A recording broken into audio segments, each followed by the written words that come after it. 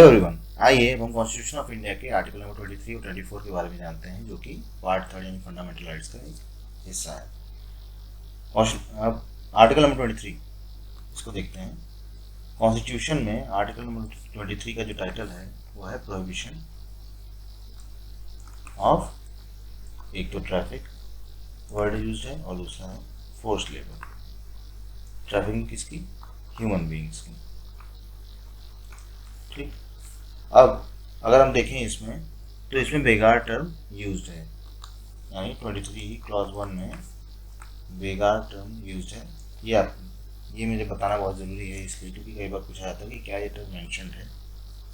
और क्या लिखा हुआ है? लिखा हुआ है other similar form of forced labour, ये भी मेंशन है इसमें। ठीक। और क्लॉज 2 ये बोलता है कि स्टेट जरूरत पड़ने पर कंपल्सरी सर्विस करा सकता है लोगों से। इसे हम बाद में देखेंगे, फिलहाल हमारा पहला फोकस आर्टिकल 23 क्लॉज 1 पे है। ठीक। अब ये कहता क्या है? ये कहता है कि आर्टिकल नंबर 23 ये बताता है कि हम प्रोहिबिट करते हैं किसी भी तरह की ट्रैफिकिंग ह्यूमन बींग्स में,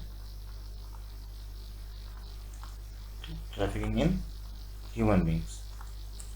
और दूसरा हम बताते हैं begar and other similar forms of force labour. ठीक। अब ये प्रोटेक्शन किसको किसको दी गई है? सिटीजन्स को भी दी गई है और नॉन सिटीजन्स को भी दी गई है। यानी ऐसा नहीं है कि आप ट्रैफिकिंग करेंगे तो सिर्फ सिटीजन्स की नहीं करेंगे, और इसी तरह क्या बाहर से लेके हम फोर्स लेबर करा सकते हैं, तो ये सब बिल्कुल नहीं है। अब इसके अलावा ये अप्लाई होता है स्टेट को भी और लोगों को भी, यानी कोई भी ऐसा काम नहीं कर सकता। ठीक।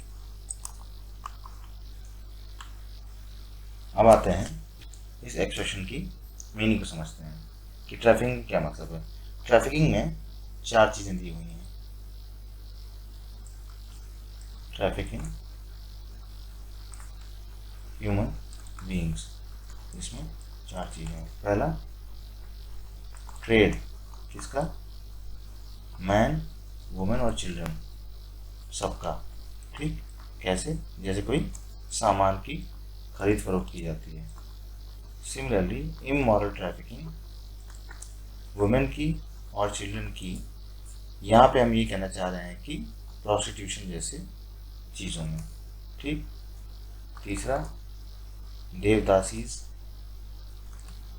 जो प्रथा रही है देवदासी सिस्टम, उसके लिए भी, और स्लेवरी।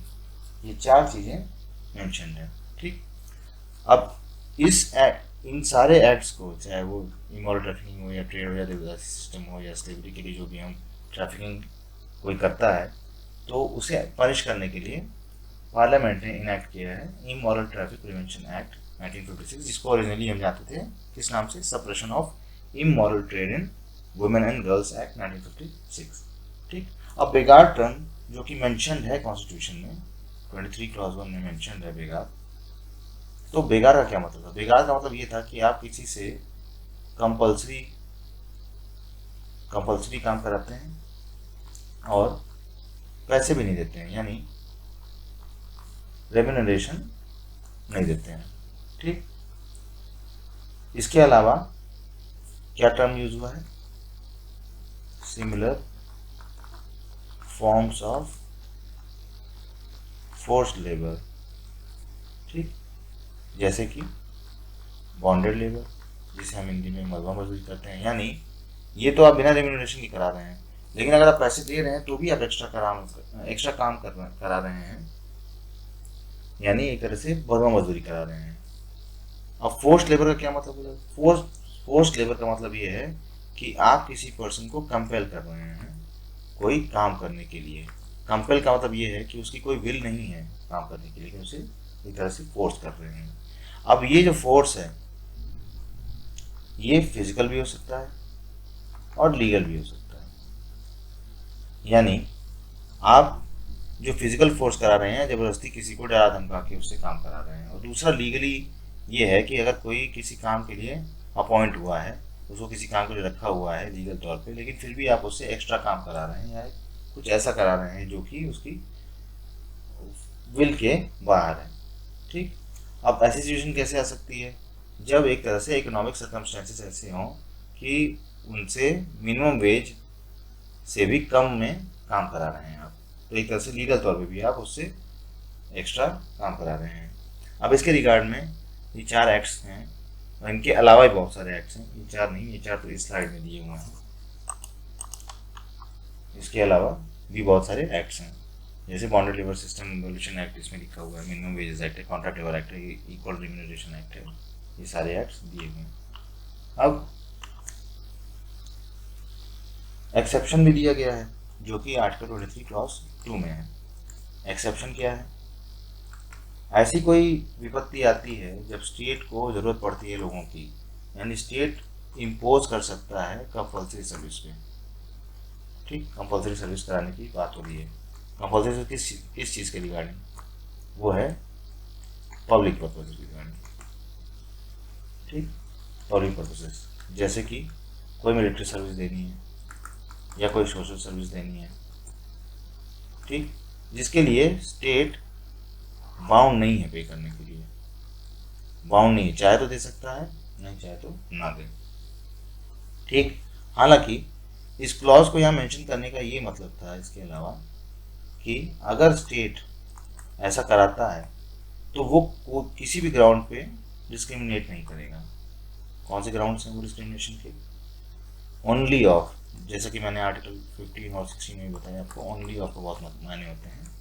तो only of religion, caste, race और क्लास, यानी ऐसा नहीं कि 4th क्लास से ही करा रहे हैं या पर्टिकुलर कास्ट के लोगों से ही करा रहे हैं या पर्टिकुलर रीजन के लोगों से करा रहे हैं या पर्टिकुलर रेस के लोगों से करा रहे हैं। तो स्टेट जब ऐसा काम इम्पोज करेगा जो कंपल्सरी सर्विस का है, जो पब्लिक पर्पज के लिए है, तो वो भले बाउंड ना हो पे करने के लिए, लेकिन वो ऐसा डिस्क्रिमिनेशन नहीं करेगा कि सिर्फ रिलीजन या सिर्फ कास्ट या सिर्फ रेस या सिर्फ क्लास के बेसिस पे वो डिस्क्रिमिनेट करके सिर्फ कुछ ही लोगों से काम कराए।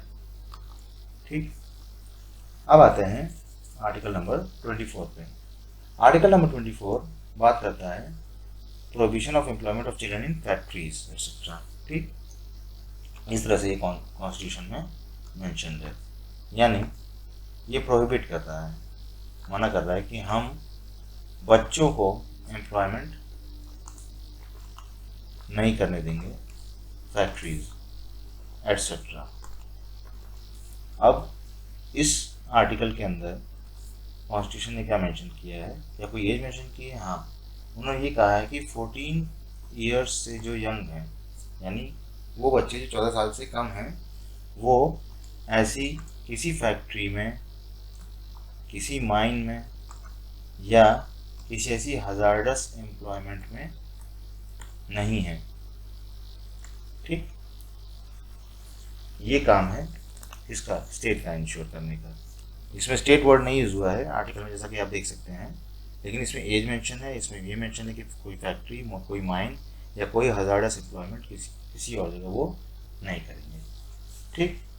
अब कौन से हजार्डस जगह और हो सकती हैं? जैसे मान लीजिए कि कोई रेलवे का काम हो रहा है, कोई और कंस्ट्रक्शन का काम चल रहा है जो कि एक तरह से जानलेवा है। हजार्डस इस सेंस में कंस्ट्रक्शन वर्क में भी बहुत सारी ऐसी चीज़ें होती हैं जिनमें उसको न सिर्फ शारीरिक तौर पर बल्कि मानसिक तौर पर भी खतरा होता है। कंस्ट्रक्शन में आपकी भी हो सकता है, पार्टिकुलेट मैटर की वजह से उनको लंग्स में इश्यू हो सकता है बच्चों को, जो ज़्यादा प्रोन होते हैं एक्चुअली। ठीक है, लेकिन ये हार्मलेस या इनोसेंट वर्क के लिए मना नहीं करता है। हार्मलेस इनोसेंट वर्क जैसे मूवीज़ में हो गया, किसी एड में हो गया, टीवी हो गया, एक्सेट्रा। ठीक। अब इसके रिगार्डिंग बहुत इंपॉर्टेंट लॉज है, जिससे child labour prohibition regulation act हो गया 1986 का। सिमिलरली बहुत सारे एक्ट्स हैं, जैसे employment of children act 1938, factories act है, बीड़ी एंड सिगार वर्कर्स एक्ट है। तो ये प्रोहिबिट करते हैं employment of children below a certain age. ठीक। अब सुप्रीम कोर्ट ने 1996 में एस्टेब्लिश कराया था चाइल्ड लेबर रिहैबिलिटेशन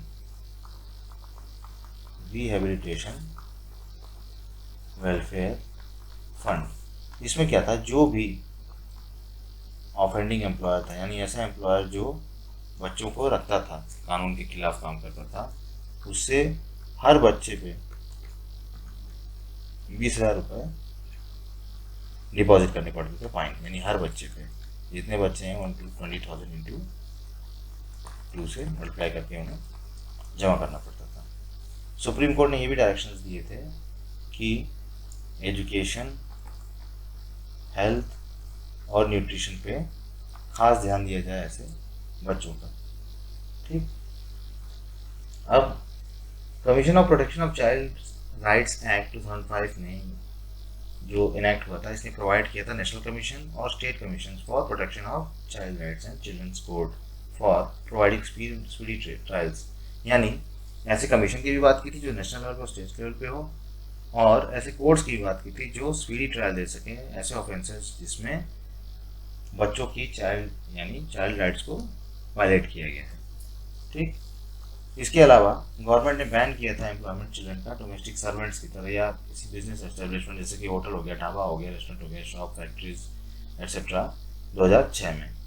ठीक, अगर ऐसा पाया जाता था कि कोई वायलेट कर रहा है तो वो प्रोसिक्यूशन और पीनल एक्शन के लिए लायबल होता है। Similarly the child labour prohibition and regulation amendment act आया था 2016 में, जिसे अमेंड किया गया था, जिसने अमेंड किया था 1986 वाले एक्ट को। ठीक, तो ये सारी इंफॉर्मेशन थी आर्टिकल 23 और 24 में, जो कि यहाँ पे मैंने समझाई है। बाकी अगर आपको कोई डाउट हो, कोई क्वेरी हो, कोई सजेशन हो, तो आप हमें लिख सकते हैं। Thank you very much.